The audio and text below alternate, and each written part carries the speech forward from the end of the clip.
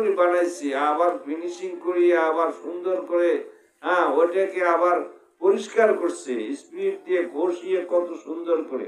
ওই জিনিসটার উপরে মায়া আছে না? না। হযরত নূহ আলাইহিস সালাম আল্লাহ পাককে বললেন, আল্লাহ এরা 1000 বার আমাকে কষ্ট দিয়েছে, মারতে মারতে আমার জানটা শেষ করে দিয়েছে। আপনি এই পৃথিবীতে একটা কাফেরকেও দুনিয়ায় রাখবেন না।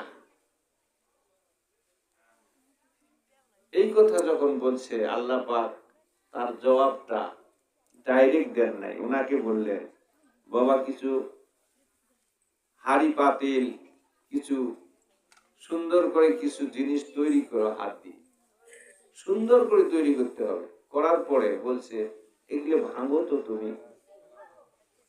আল্লাহ এত সুন্দর করে বানিয়েছি, এগুলো ভাঙার তো মনে চায় না। সুবহানাল্লাহ। এই জিনিসটা তো ভাঙার আমার মনে চায় না। এই বান্দা নূহ, ওনার আসল নাম হলো আব্দুল গাফফার। কর না সুবহানাল্লাহ।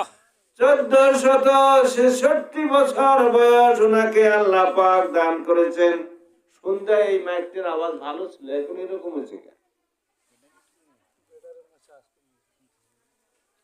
1466 বছর হায়াত আল্লাহ পাক দান করেছেন।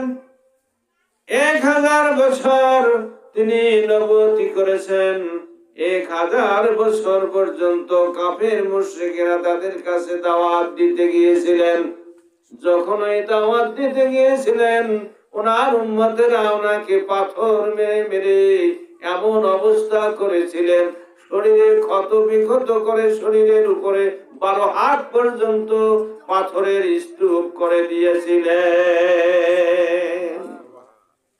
আর নূহকে দেখা যায় না, দেখা যায় না।